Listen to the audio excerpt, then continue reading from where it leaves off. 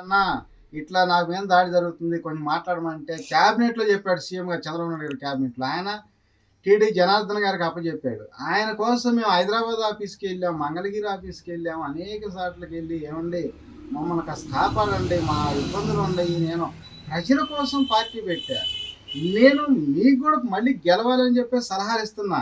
ఆ విధంగా అనేక మార్లు కూడా నేను మీ మంచి కోరే చెప్పాను, కానీ మంచి చెప్తే మళ్ళీ గెలుతా అవకాశం ఉంటుంది, లేకపోతే ఇబ్బంది పడతారని చెప్పా. కానీ ఎప్పుడు కూడా మిమ్మల్ని వ్యతిరేకించి మాట్లాడలేదు.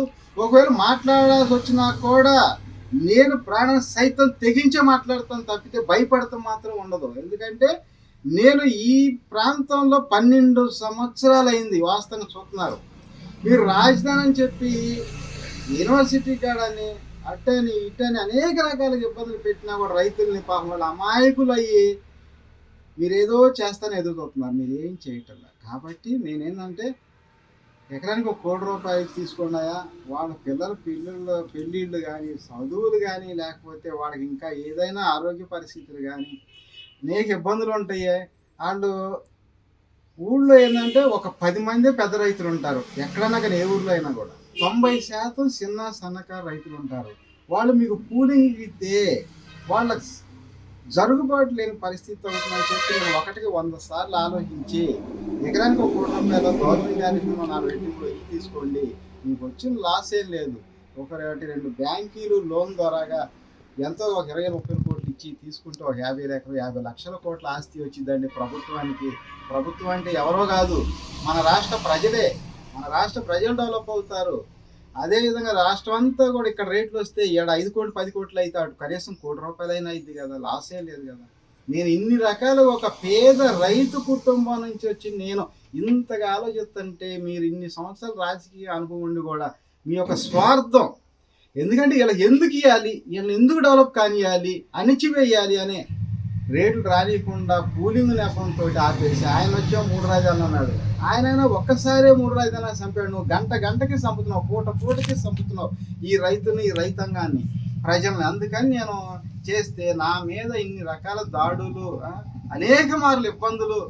మేము ఏం పాపం చేసామా అంటే మేము బీసీలుగా పడతాం, ఎస్సీలుగా పడతాం, మేము చేసిన పాపం సీఎం గారు.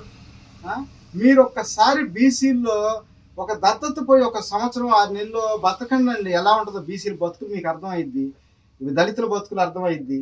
ఎస్సీ ఎస్టీ బీసీ మైనార్టీ 80% ఉండి కూడా మీకు ఓట్లు వేసి మేము కనీసం మాకు వరవల కాడ తగువులు, గట్లు కాడ తగువులు, పారిగోళ్ల కాడ తగువులు, లేకపోతే డ్రైనేజీల దగ్గర తగువులు, ఎక్కడికి వెళ్ళినా చివరికి మళ్ళీ మీరు చెప్పింది శాసనం. కానీ మా ఎస్సీ ఎస్టీ బీసీ మైనార్టీలు 80% ఉన్నా కూడా అంటే మాకు ఐక్యత లేదనే కదా మీ విధంగా మీ చిన్న చూపు చూస్తున్నారు, మమ్మల్ని దాడులు చేస్తున్నారు. ఎన్ని రకాలండి. నేను ఒక ఎంచర్ వేసుకుంటే ఒక ఎల్పీ నెంబర్ అండి, ఒక బీసీ నా కొడుకును కాబట్టి నేను 2 రాష్ట్రాల్లో ఒక ఎల్పీ నెంబర్ ఇలాపోయారా మీరు?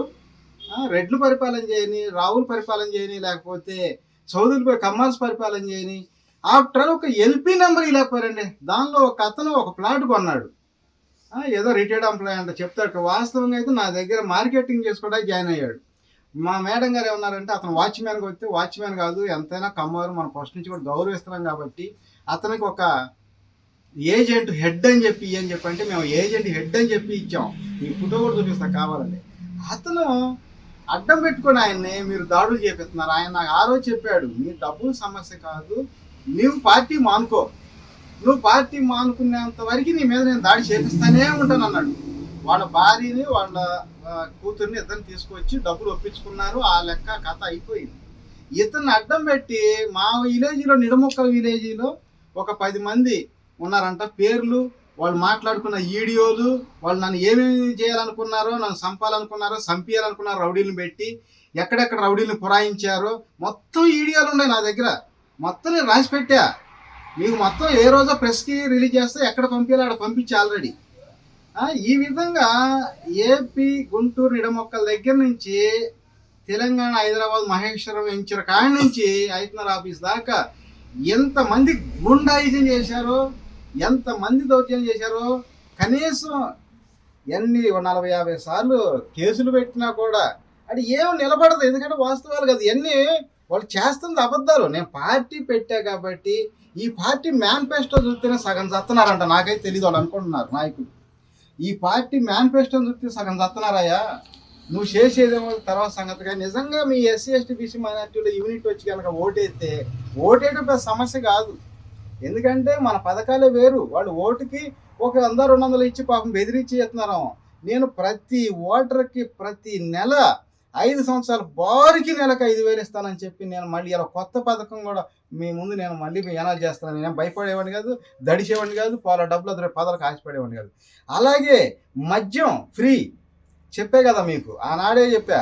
మద్యం ఎందుకు ఫ్రీ అంటే మన కూటమి ప్రభుత్వంలో ఒక అతను అన్నాడు, వీళ్ళేందా ఎస్సీ ఎస్టీ బీసీ మైనార్టీలు 10 కోట్ల 10 రోజులు మొత్తం పడితే ముందు ఓట్లు వేస్తారంట నా బీసీలు, నా ఎస్సీ ఎస్టీ బీసీ మైనార్టీ.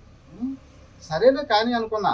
అందుకనే ప్రతిరోజు ప్రతి ఇంటికి క్వార్టర్ మందు డోర్ డెలివరీ పంపిస్తానని చెప్పి చెబుతున్నాను. మళ్ళీ ఈరోజు మీకు ప్రెస్ ముఖంగా నేను తెలియజేస్తామన్నా.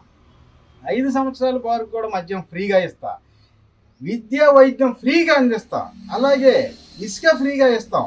ప్రతి కుటుంబం 10 కోట్ల ఆస్తి పరు ఎలా చేయాలి అన్నదే నా తపన. ఆ ఆలోచన, ఆ టెక్నాలజీ నా దగ్గర ఉంది.